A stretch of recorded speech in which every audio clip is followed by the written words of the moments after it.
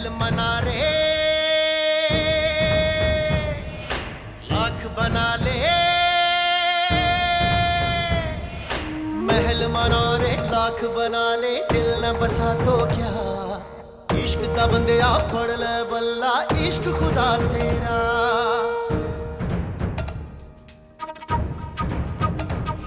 पैमाने वफा दस्तारे अना, पैमाने वफा दस्तारे अना, सब कुछ है यही रह जाना, चित बना दे ईद करा दे, यार मिला साया, रांझण मेरा माही मेरा, ढोल मिला साया।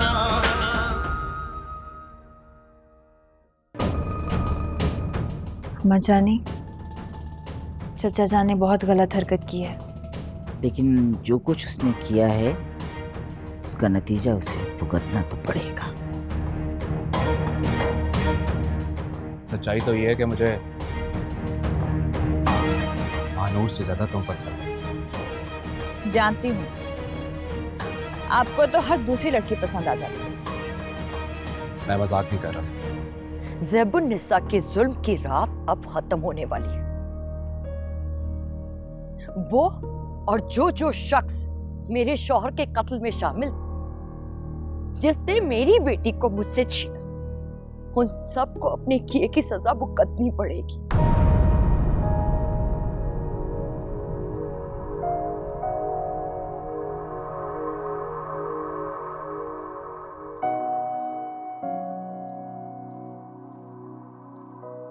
क्यों शोक मना रहा है? 3-4 दिन की तो बात है, आ जाएगी शहजादी तो मिलनी।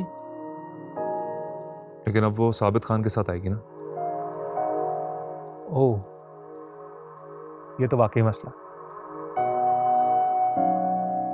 जब उसकी शादी हो जाएगी तब क्या करेगा? शक्ल अच्छी नहीं है तो बात तो अच्छी कर दिया कर। इसमें ऐसी क्या बात है? उसकी आबिद से शादी तय, तूने ही तो बताया था। ये तो जबरदस्ती की शादी है ना। जबरदस्ती की हो या खुशी की मेरे दोस्त, तू कुछ नहीं कर सकता। यार तू बात समझ नहीं रहा है। आबिद खान को बिल्कुल पसंद नहीं करती, अपनी दादी के सामने मजबूर है।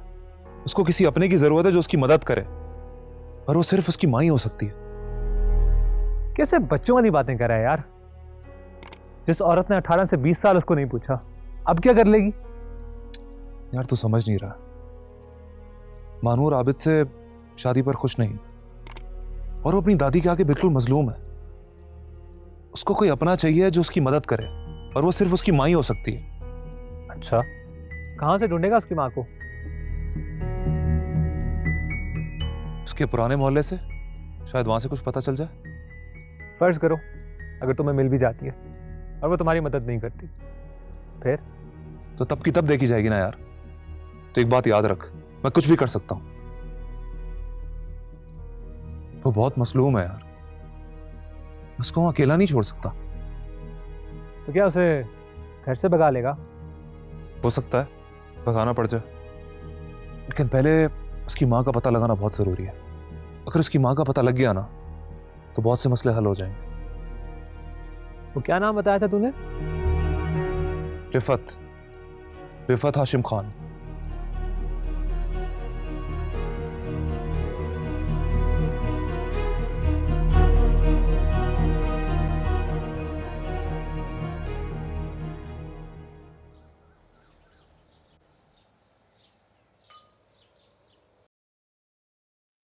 आबिद खान अगर यहाँ ना होता तो बीजान से निपटना मुश्किल नहीं था, लेकिन बड़ी शातिर औरत है बीजान। बेटी को बाप के सामने खड़ा करना चाहती है।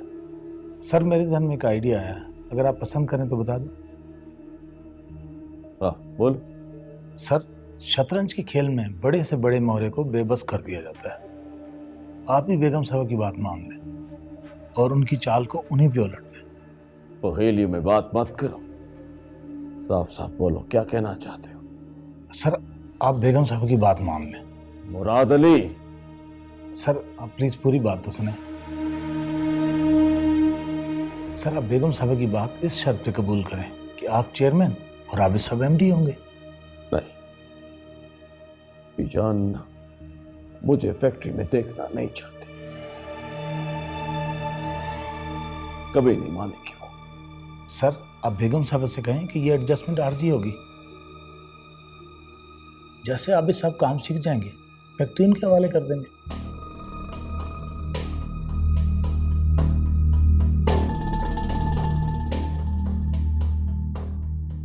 लेकिन अगर आबिद खान एमडी बन गया तो तमाम इख्तियारात उसके पास होंगे और प्रैक्टिकली वो बीजान की बातें मानना शुरू कर देगा। सर अख्तियारात होना अलग चीज और इनका इस्तेमाल अलग चीज। आबिद के चारों तरफ आपके वफादार लोग होंगे, होगा वही जो आप चाहेंगे। आइडिया तुम्हारा बुरा नहीं है, लेकिन आबिद खान एक खुद सर लड़का है, कुछ भी कर सकता है। सर इनके लिए खूबसूरत सेक्रेटरी का बंदोबस्त कर देंगे तो फिर इनको आगे पीछे देखने की जरूरत नहीं होगी। तुम जरूरत से ज्यादा ही कमी में हो।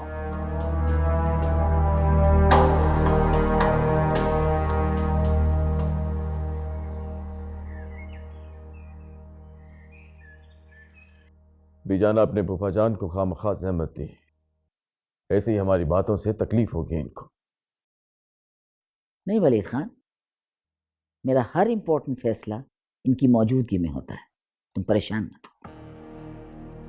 बीजान ये आपसे माफ़ी मांगने के लिए, इनको अपनी गलती का एहसास है और ये बहुत शर्मिंदा है। आप जो भी फैसला करेंगी ये कबूल करेंगे। लेकिन इसमें आपकी सिफारिश की क्या ज़रूरत है फरजाना बीबी? वलीद खान के मुंह में बहुत लंबी ज़बान है, ये बहुत ऊंचा बोल सकते हैं, खुद बोलेगा ही। बीजान फरजाना बिल्कुल ठीक कह रही है। उस दिन जो कुछ भी हुआ मैं बहुत शर्मिंदा, माज़रत ख्वाह हूं आपसे। मैं खुश हूँ वलीद खान कि तुम्हें कम से कम इस बात का एहसास तो हुआ।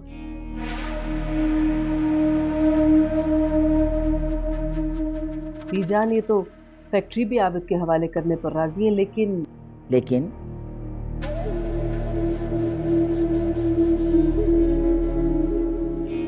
बीजान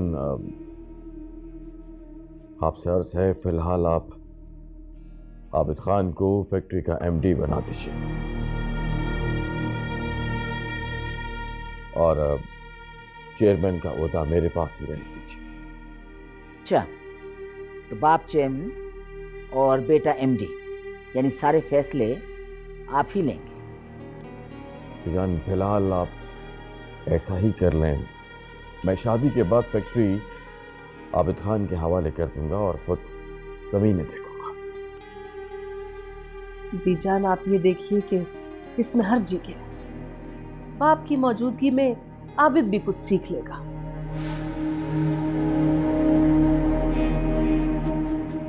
और शादी के बाद तो सब कुछ उसी ने संभालना है, थोड़े दिनों की बात है। मैं भी यही चाहती हूँ बिल्कुल कि मेरी जिम्मेदारियां कम हैं, लेकिन महानूर और आबिद खान की शादी से पहले माजी के सारे हिसाब साफ कर दिए जाए। बीजान फैक्ट्री के अलावा बाकी और कौन सा मसला? महानूर की शादी के बाद तुम्हारा और हमारा एक और रिश्ता कायम हो जाएगा। मैं नहीं चाहती कि शादी के बाद माजी का कोई भी तल्ख बाब फिर से खुले। तो ठीक है ना बीजान, जो भी गलतफहमी उसे आज यहाँ पर दूर करना। 18 साल पहले हमारा एक आदमी गायब हो गया था। तुम उसे बहुत अच्छी तरह जानते हो वलीद खान, बशीर खान।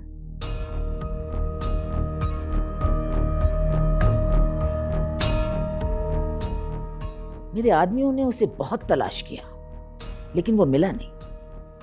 मुझे पता चला है कि उसका ठिकाना तुम बहुत अच्छी तरह जानते हो। बहुत पुरानी बात है बीजान, लेकिन फिर भी आपकी खातिर मैं पता कराऊंगा। पता नहीं वो जिंदा भी है या नहीं। मुझे वो हर सूरत में चाहिए वलीद खान, जिंदा या मुर्दा। शादी का फैसला उसके बाद ही होगा। मगर बीजान, इस बात का शादी की तारीख से क्या ताल्लुक? मैं हर बात का जवाब देने की पाबंद नहीं हूं फरजाना बीबी। बीजान, अगर बशीर खान जिंदा ना हुआ तो मैं सोचूंगी कि तुम पर मजीद भरोसा किया जाए या नहीं।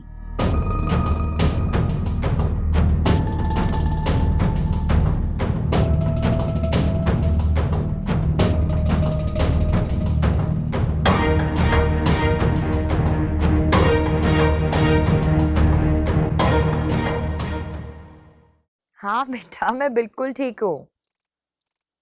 अच्छा, पढ़ाई कैसी जा रही है? That's very good. अच्छा ये बताओ, खाने वाने का ख्याल करते हो अपने? Good boy. हाँ हाँ। बस तुम अपनी पढ़ाई पे तवज्जो दो, ठीक है? हाँ हाँ ठीक है बेटा, चलो फिर बात होती है। I love you too. अल्लाह हाफिज। फरूक बेटा ठीक है ना? ठीक है। अल्लाह उसे हमेशा खुश रखे। आमीन।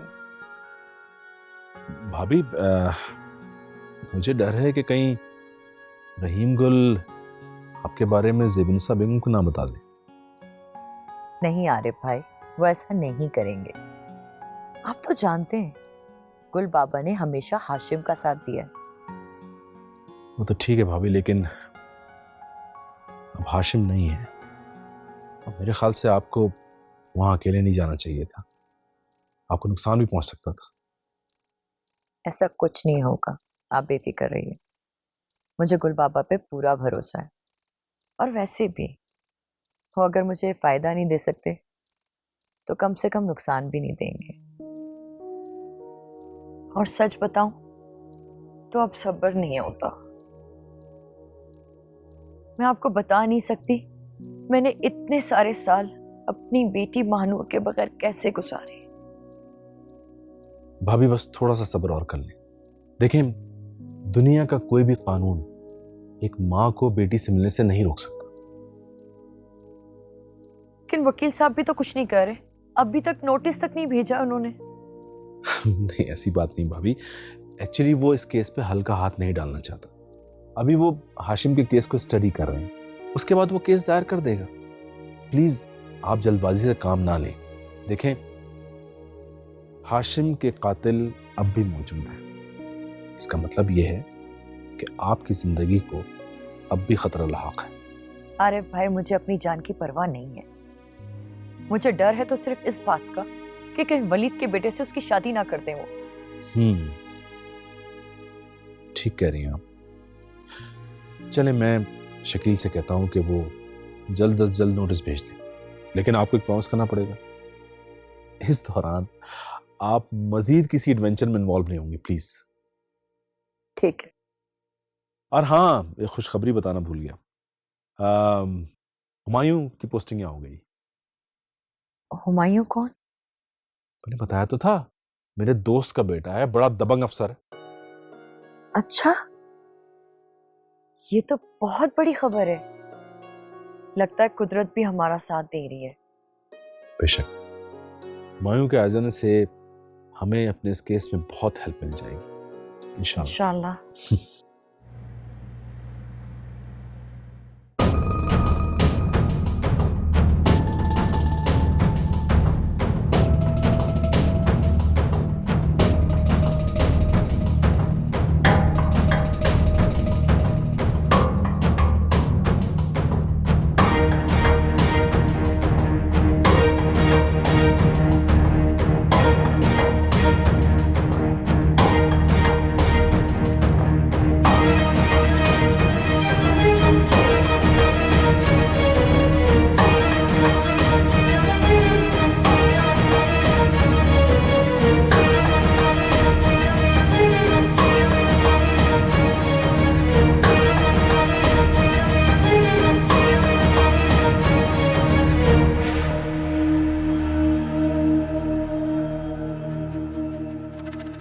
बशीर, क्या हाल है? बशीर, ये देख तुझसे कौन मिलने आया है? सरकार। ओए सरकार, तुझसे खुद मिलने आए हैं। सरकार, आप इतने अरसे के बाद आए हैं सरकार। सरकार, मैं तो गुलाम था आपका, और मेरा बाप भी आपका गुलाम था सरकार। सरकार, मेरा कसूर क्या है? अगर ये कैद कब खत्म होगी सरकार?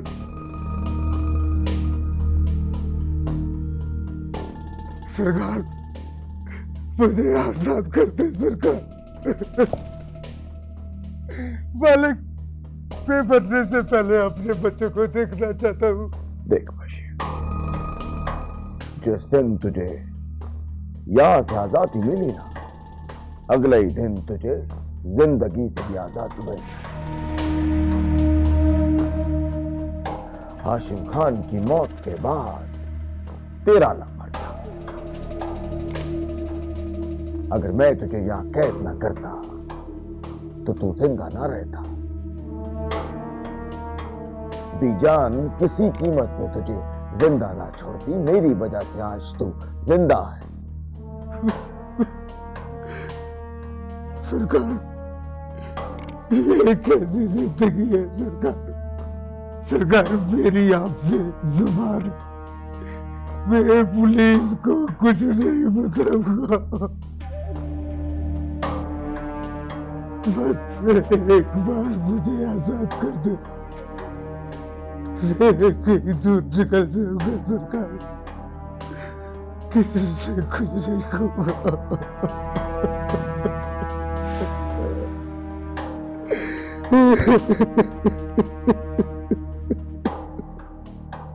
ठीक है, ठीक है, ठीक है, मिल जाएगी तुझे आजादी, बहुत जल्द मिल जाएगी।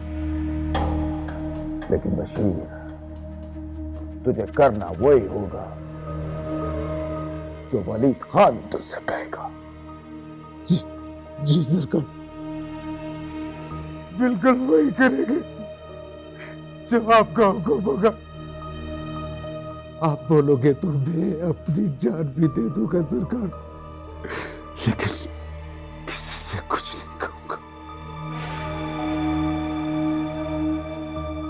बस एक बार मुझे आजाद कर दे।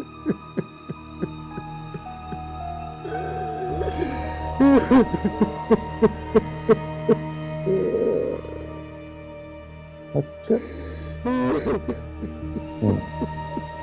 इमदाद सरकार, इसका ख्याल रखो, इसको अच्छा खाना पीना दो, क्योंकि अब हमें इसकी जरूरत है। बेहतर सरकार।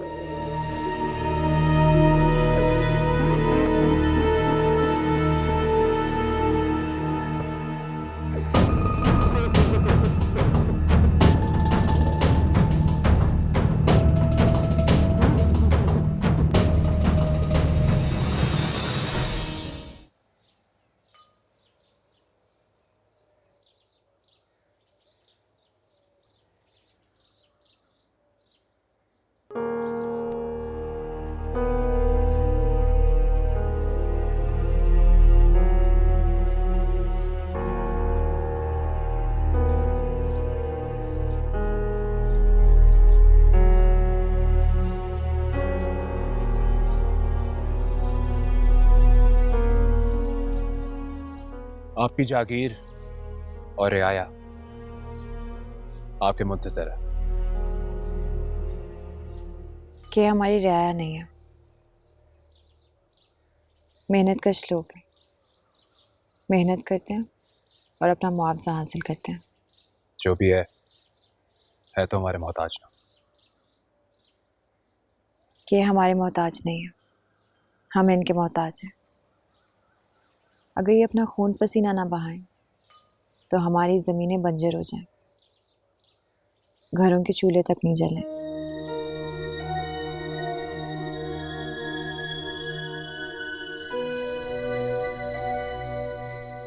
ये बातें कहां से सीखी आपने? दादी अम्मी को पता है इन बातों का? उन्हें मेरी बातें समझ में नहीं आती।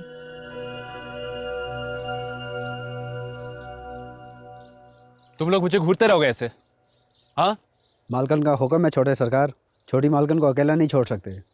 छोटी मालकन अकेली नहीं है, मैं इनके साथ हूं। इन्हें यही रहने दो आबिद, इनके होने या ना होने से कोई फर्क नहीं पड़ता। क्यों कोई फर्क नहीं पड़ता?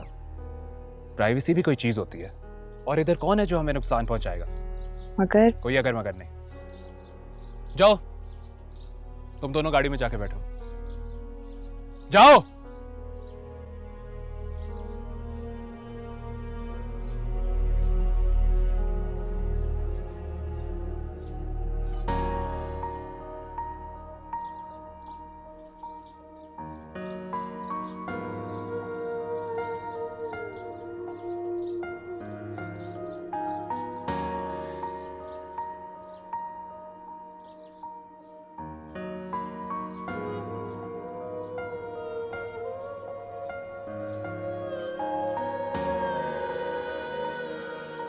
मैं यहां हूं।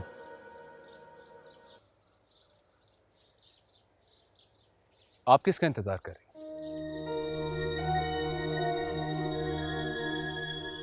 जाहिर सी बात है, अगर आप यहाँ हैं तो आपको तो नहीं ढूंढ रही होंगी।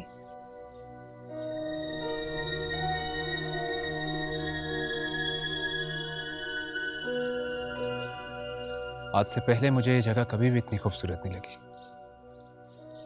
मगर आज मुझे ये जगह बहुत खूबसूरत लग रही है।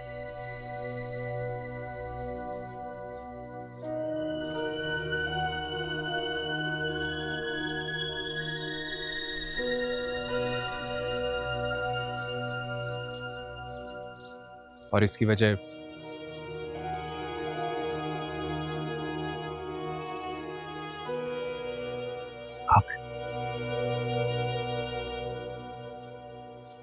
बातें बनाना कोई आपसे सीखे। मैं बातें नहीं बना रहा, दिल की बात कर रहा हूं। मानूर, मैंने 5 साल यूके में पढ़ा, हर तरह की लड़की से मेरी दोस्ती हुई,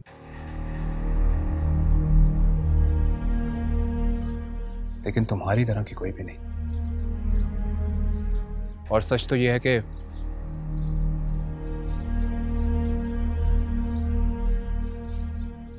मैं वापस आपकी वजह से आया।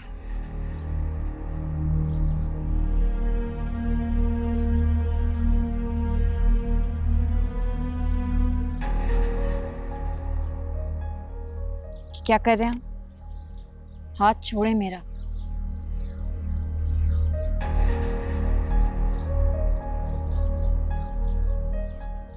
I love you.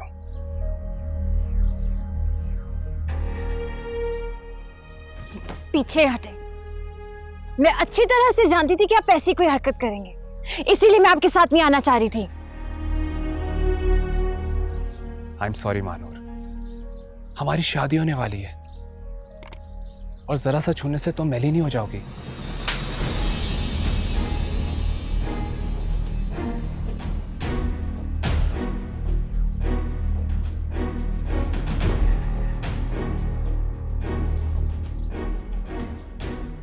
क्या हुआ छोटे मालकिन?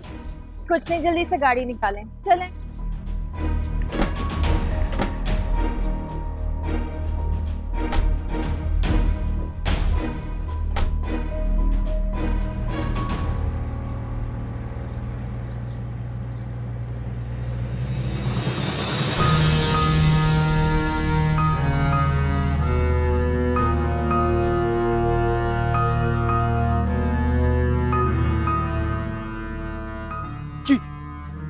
क्या हुआ छोटे सरकार?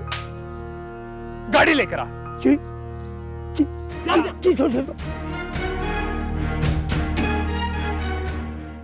देखो मालिकन नाराज हो जाती है, सही ड्यूटी करो, ऐसे नहीं करेगा तुमको फिर छुट्टी हो जाएगा, समझ गया? जाओ अपना काम करो, जाओ। और बात सुनो, तुम वो वाले सेट में देखो, सही है? चलो वो जाओ, बस तुम इधर ही रुको। छोटी मालिकन, छोटी मालिकन, छोटी मालिकन। पता नहीं जमीनों पर गई थी आबिद खान के साथ, वापस अकेली आई हूँ। आबिद खान के साथ? लगता है दोनों में कोई कटपट हुए। तुम बात सुनो, बड़ी मालिकन को कुछ नहीं बताना, समझा? पहले मैं छोटी मालिकन से बात करूंगा, उसके बाद खुद बता दूंगा। छोटी मालिकन, छोटी मालिकन। पता नहीं क्या हो गया।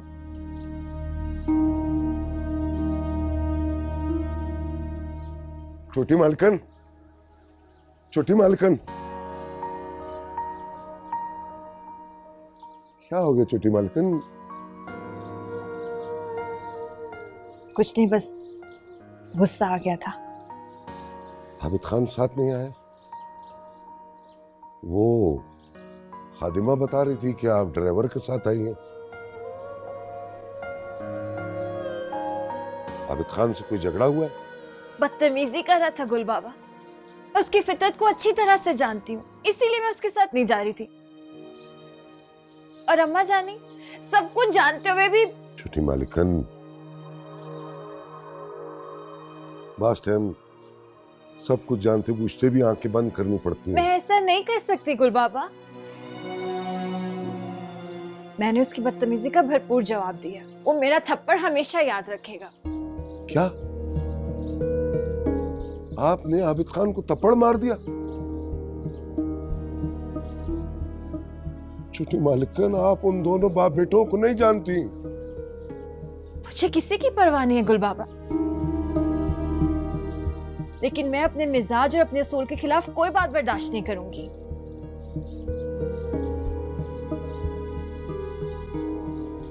आज तो आपके अंदर छोटे खानजी की रूह नजर आ रही। आज तो आप बिल्कुल हाशिम खान लग रही हैं। एक खुददार और उसूल परस्त इंसान था, गलत बात को बर्दाश्त नहीं करता था। खुश रहो, खुश रहो छोटी मालिकन। अब जो होगा देखा जाएगा। अल्लाह मालिक, अल्लाह मालिक।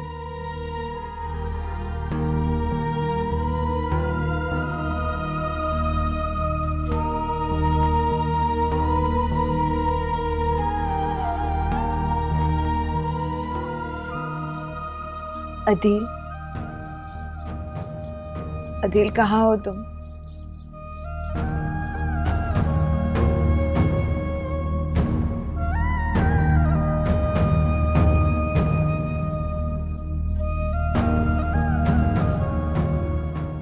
भाई ऐसी तो सारी उम्र निकल जाएगी, नहीं ढूंढ पाएंगे। हमारी कौम को कल का नहीं याद रहता, 18-20 साल पुरानी बात कहाँ याद रहती है। चल यार, कम से कम घर का तो पता चल गया ना। और हाशिम खान कोई आम आदमी नहीं था, किसी ना किसी को तो पता होगा कि वो कहाँ रहता था। कोई ना कोई जान पहचान वाला तो निकल ही आएगा ना। फर्ज करो पता चल गया, लेकिन बेगम रिफत तो उस टाइम कहीं चली गई थी ना, अब क्या फायदा? लेट्स सी यार, क्या करें। भाई साहब। जी बोलें, क्या बात है? भाई साहब, आप हाशिम खान को जानते हैं? वो इसी मोहल्ले में रहते थे, तकरीबन 18-20 साल पहले उनका एक्सीडेंट में इंतकाल हो गया था। अरे भाई, 18-20 साल पुरानी बात किसको याद होगी? यहाँ तो लोग रोज एक्सीडेंट में मरते हैं। वो क्या कहते हैं कि आज मरा और कल दूसरा दिन। इतनी पुरानी बात किसको याद होगी? लेकिन फिर भी उनका एक्सीडेंट बहुत मशहूर हुआ था, वो आम आदमी नहीं थे। प्राइम मिनिस्टर थे क्या? क्या नाम बताया था आपने? हाशिम खान। उनकी एक बेटी भी थी और उनकी बीवी का नाम रिफत था। तुम कहीं हवेली वाले हाशिम खान की बात तो नहीं कर रहे थे? जी जी जी, वही वही हवेली वाले। हाँ, वो जिस घर में रहते थे उनके दोस्त का घर था। मेरे पड़ोस में आरिफ साहब, डीएसपी आरिफ साहब, बड़ी दर्दनाक कहानी है उनकी। तो आप मुझे ये बता सकते हैं कि डीएसपी आरिफ का घर कहाँ है? नहीं भाई, वो तो उसी वक्त ही हाशिम खान के इंतकाल के बाद ही जान से चले गए थे। आरिफ को भी तो मारने की कोशिश की गई थी, बेचारा एक हफ्ता हॉस्पिटल में रहा है। पता नहीं अब किधर है, जिंदा भी है या।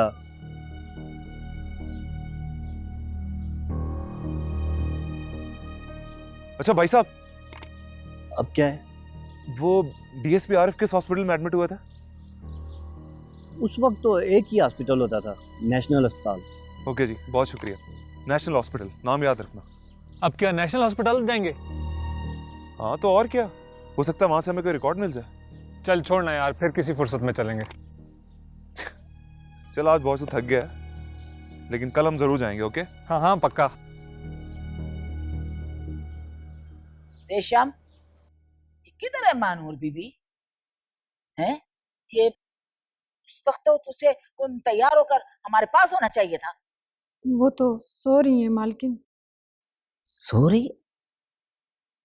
ये सोने का वक्त?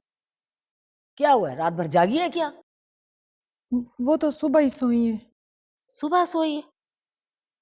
उसकी तबीयत खराब है या मेरी नरमी का नाजायज फायदा उठा रही है वो? कल वो कोई बात हुई है, वो बहुत गुस्से में जमीनों से वापस आई थी। तो आबिद खान कहाँ था? नहीं मालकिन, वो तो अकेली आई थी और कल से अपने कमरे में है।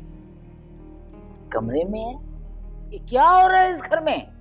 ये क्या तमाशे हो रहे हैं? किसी को कुछ पता ही नहीं है। गुल बाबा को पता होगा, वो मिले थे उनसे।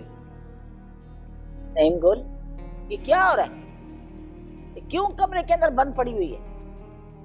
वो छोटे खान और छोटी मालकिन के दरमियान कुछ तलखी हो गई है। तलखी हो गई? किस बात पर? वो होना क्या था मालकिन, आप तो आबिद खान और उसके वालिद को जानती हैं। छोटी मालकिन ने बताया कि आबिद खान कुछ ज़रूरत से ज़्यादा बेतकल्लुफ़ हो रहा था उनके साथ, तो वो नाराज़ होके घर आ गई।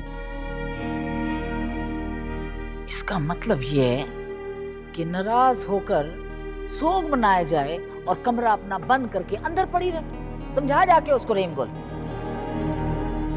मैं समझाता हूँ मालकिन।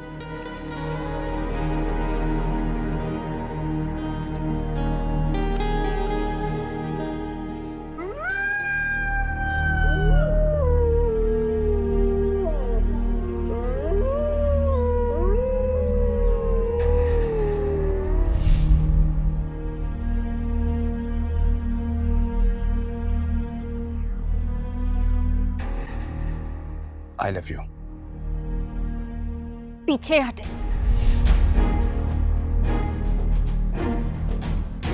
जरा सा छूने से तुम मैली नहीं हो जाओगी।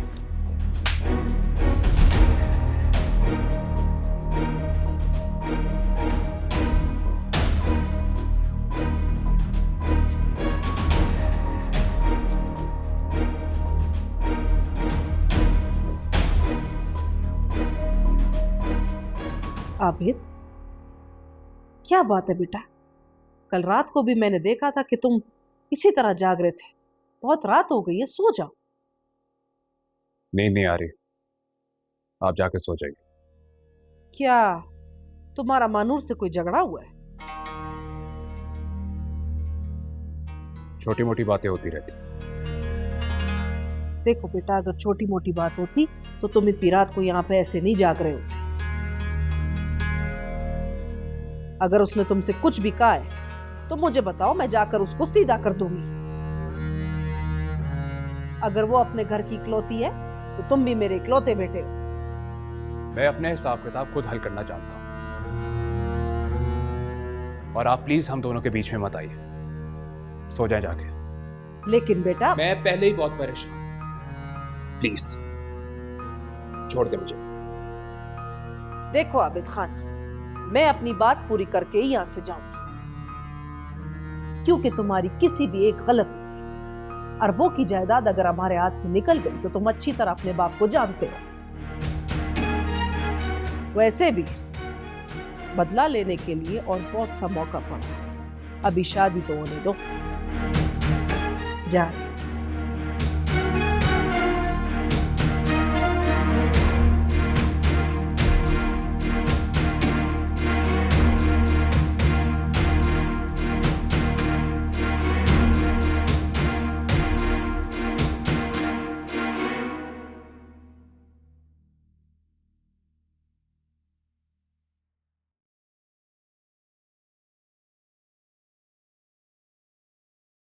तुम्हें याद होगा मुजफ्फर खान, जब तुम जागीर का कारोबार संभालते थे उस वक्त हमारी जमीनें 9,000 एकड़ थी।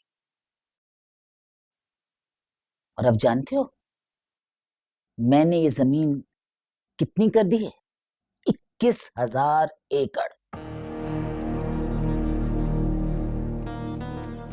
दुगने से ज्यादा इजाफा किया है मैंने। हालांकि एक औरत हूं, फख्र करना चाहिए तुम्हें मुझ पर। मैं जानती हूं, मैं देख रही हूं तुम्हारी शक्ल, जेलस हो। तुम्हें कैसे खुशी होगी? कैसे बर्दाश्त कर सकते हो एक औरत की बर्तरी? काश तुम देख सकते बाहर निकलकर कि दूर दूर तक मुझे चैलेंज करने वाला कोई नहीं।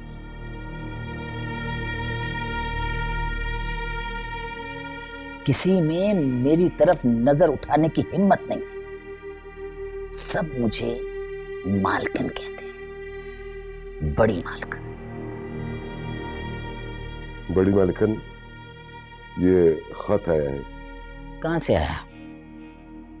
पता नहीं मालकिन, मुझे पढ़ना तो नहीं आता है।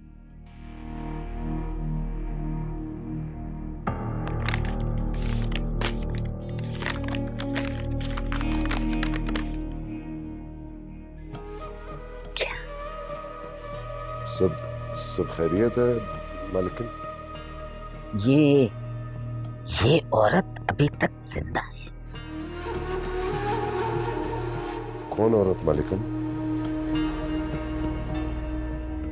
वही औरत जो मेरे बेटे को खा गई।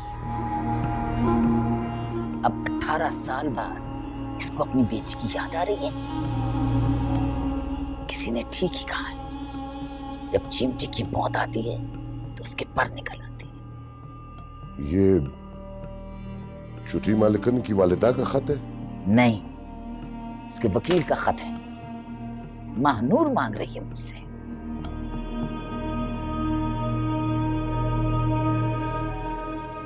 तो क्या आप छुट्टी मालिकन चली जाएंगी? रहीम गुल,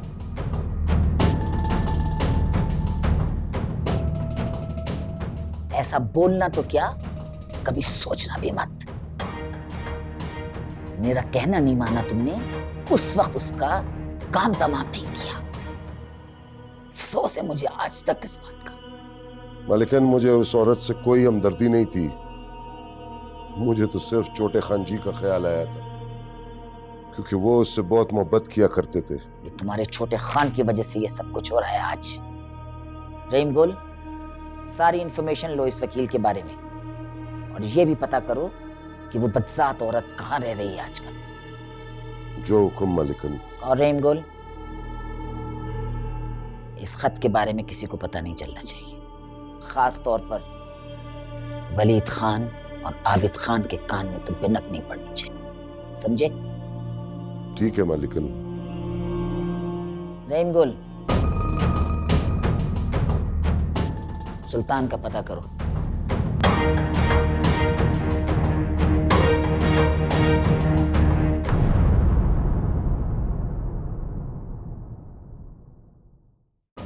तो फिर अब क्या सोचा आपने?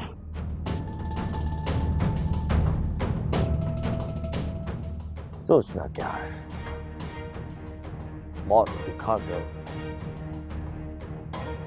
पुकार पे राजी करना पड़ेगा बीजान को। मालकिन, आप ये बताएं इस औरत का करना क्या है? इसको मेरी नजरों से दूर करना है।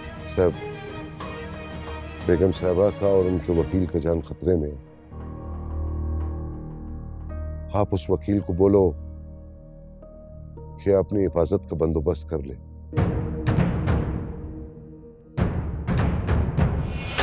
महल मनारे लाख बना ले,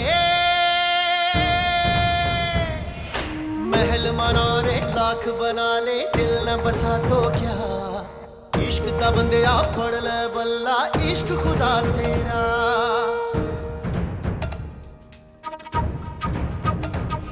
पैमाने वफा दस्तारे अना, पैमाने वफा दस्तारे अना, सब कुछ है यही रह जाना।